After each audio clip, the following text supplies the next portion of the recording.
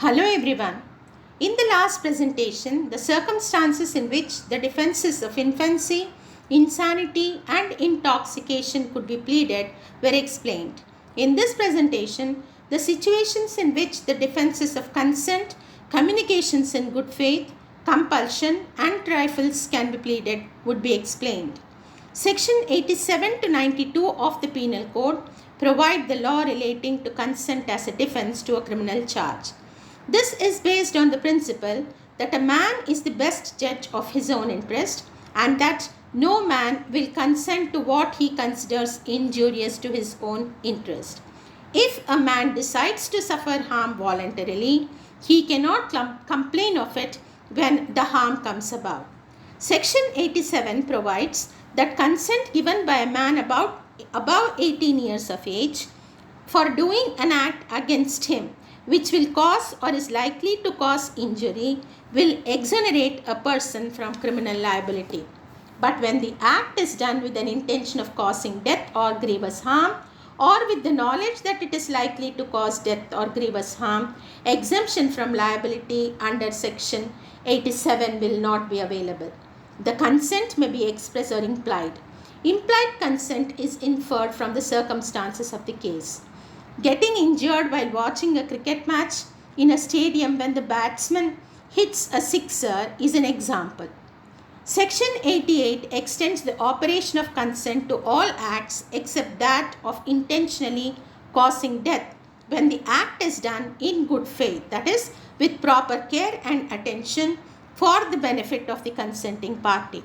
However, consent will not absolve or excuse a man from criminal liability if the man does the act in a careless and negligent manner, because consent was not given for doing the act in a careless and negligent manner, and he would be answerable for the act.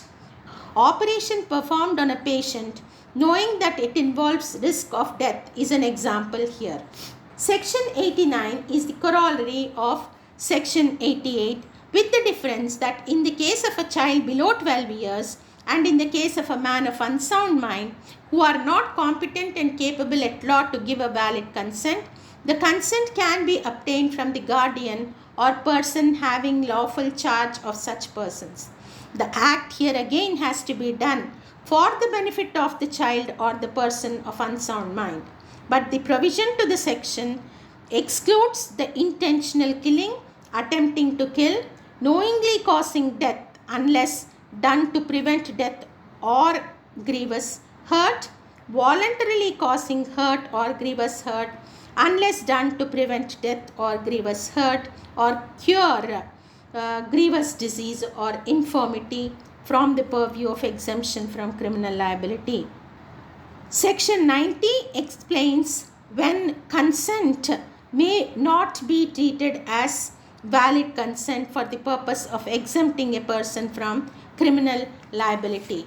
The section states that consent is no answer to a charge of crime where it is obtained by putting a man under a fear of injury, under a misconception of fact, or the consent is given by a person who, by reason of unsoundness of mind or intoxication or immaturity of age, that is, a child below 12 years, is incapable of understanding the nature and consequences of the act to which he gives consent. Section 91 states that the provisions relating to sections 87, 88 and 89 would not apply to acts which are offences independently of any harm caused or intended to be caused or known to be likely to be caused to a person giving consent or on whose behalf consent is given. Consent will not condone a man from criminal liability in respect of offences like food and drug adulteration, offences against public health, decency, etc. Such offences affect the state and the harm caused is primarily to the society at large, and hence no two individuals can agree to violate such provisions. Consent generally wipes off criminal liability only in case of offences against human body and property offences. Section 92 extends protection to those persons who cause harm to another during the course of doing an act, though without consent if the act is done in good faith, that is, by exercising proper care and attention and for the benefit of the person. This provision intends to cover cases where, due to emergency, it is either impossible for the person to give his consent or he is incapable of giving consent and there is no one else to give consent on his behalf. In such cases, the law ascribes temporary guardianship to the person doing the act because of urgency and humane consideration with which the act is done, and hence such a person is exempted from criminal liability. For example, where a person meets with an accident and the passers-by admits him to the hospital, his situation is such that he has to be operated upon immediately and there is no time to approach his relatives for consent. In such case, if the doctor acted in good faith for the benefit of the patient, he will not be liable for evil consequences.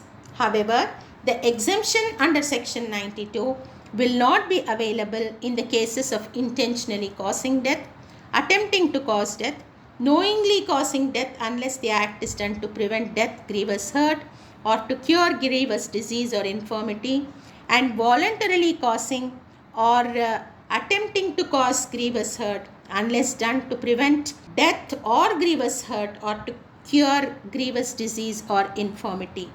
It also does not extend to abetting any offense, the committing of which offense consent is not a defense.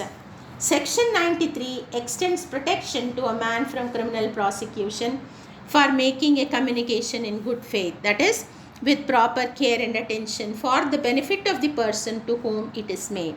However, the privilege does not extend if the communication is not made in good faith and for the benefit of the person.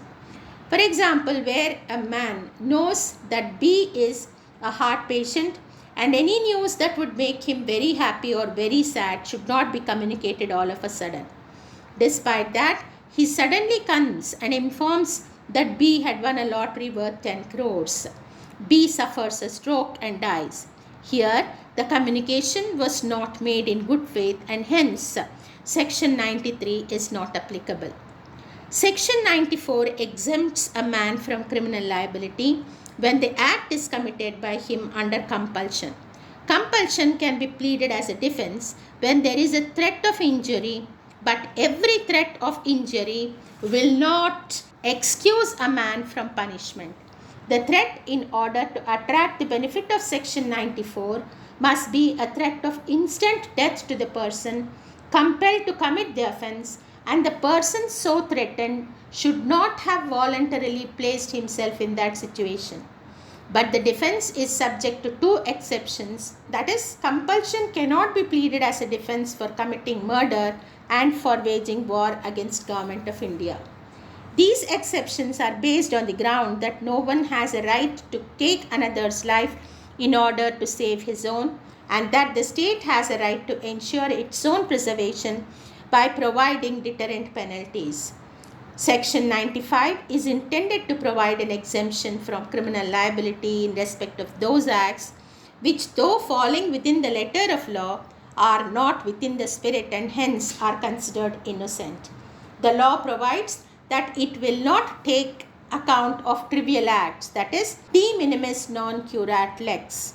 According to section 95, an act will not amount to an offense just because it causes harm or is intended to cause harm or is known to be likely to cause harm if that harm caused is so slight that no man of ordinary sense and temper would complain of such harm. Whether an act amounts to a trivial act or not would depend upon the nature of the injury, the position of the parties, knowledge or intention with which the offending act is done, and other circumstances of the case. When a file of papers was thrown by A at B while in a heated argument, which caused a scratch on B's arm, the injury was held to be trivial and A would not be liable as the case would fall under section 95. So these are the defenses that could be pleaded under sections 87 to 95 of the Indian Penal Code. Thank you.